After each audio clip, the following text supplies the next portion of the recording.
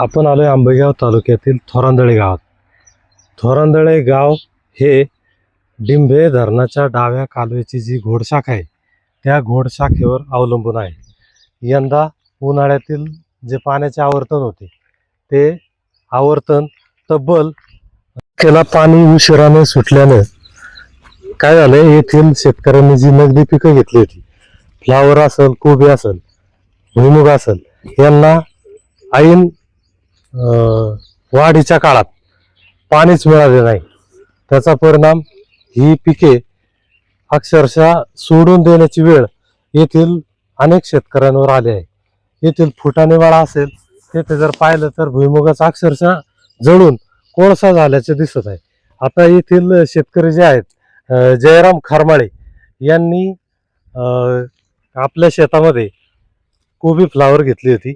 आता फ्लावरचे गड्डे दिसत आहेत, परंतु त्यांना ऐन वाढीच्या वेळेस पाणीच मिळाले नाही. आपल्या समेत आता जयराम खरमाळे आहेत. आपण त्यांच्याशी याविषयी बोलू. या इथे.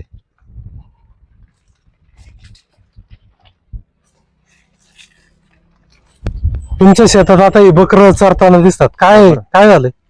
काय आलं, याला मुळात पाण्याचा तुटवडा आला. हा.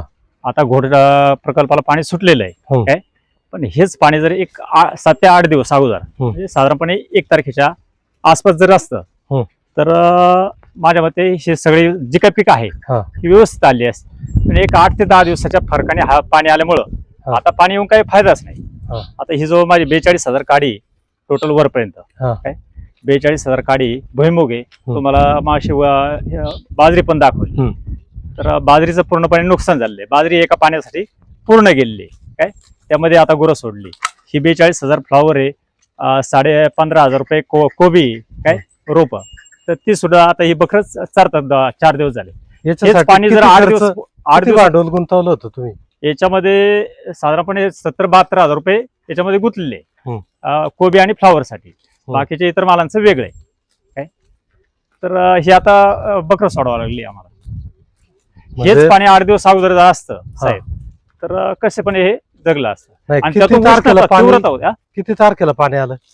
हे पाणी साधारणतः किती रे सुरेश, मला वाटते असं काहीतरी. थोडक्यात जे पाणी आलं ते उशीर उशीर 8 ते 10 दिवस उशीर आलं. पाणी आलं परंतु पाणी आल्यानंतर परत लाईटीचा प्रॉब्लेम येऊ लागला.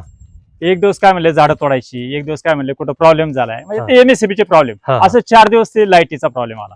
म्हणजे साधारणपणे ते आम्हाला 18-19 दिवस अशा पद्धतीने आणि सरकारने तर अलर्ट केलं होतं कोणी बाहेर निघू नका. म्हणजे उन्हामध्ये माणसाला बाहेर येऊन देत नव्हते आणि शेतीला पाणी नव्हतं. मग शेतीचा माल यायचा कसं काय? बरोबर, हा विषय ना. तर एकच विनंती होती की हेच पाणी 8-10 दिवस अगोदर. पण त्याच्यामध्ये त्यांचे मिटिंगा फिटिंगा ठराव सह्या याच्यामध्ये भरपूर दिवस गेले आणि सोडलं त्यांनी पाणी सोडलं असं नाही, त्यांनी आवर्तन सोडलं.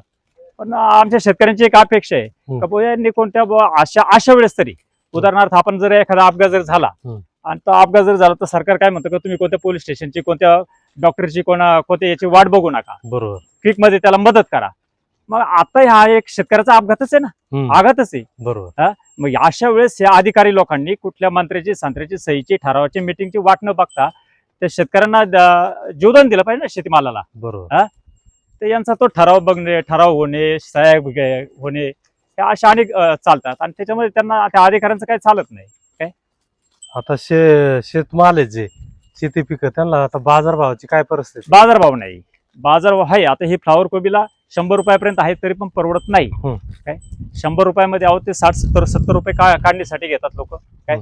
आणि अगोदरचा खर्च झालाच आहे काय. रुपया काढीने आम्ही घेतलं असतं, रोप घेतलं असतं, त्याला लागवडीला 20 पैसे 25 पैसे लागवडीला गेलेले असतात काय. आणि खताचं वेगळं, औषधाचं वेगळं. 4-4, 5-5 फवारण्या आता हिला 4 ते 5 फवारण्या झालेल्या आहेत. त्यासाठी किती खर्च आला? साधारणपणे एक फवारणी, सर्व याची एक फवारणी जर धरली तर 6,500-7 हजाराची एक फवारणी. अशा पद्धतीने 25,000 ते 28,000 रुपये फवारणीचे गेले. हे फ्लावर कोबी म्हणजे फवारणीचं सगळं हे. आता याला काढण्याला किती वेळ होता अजून?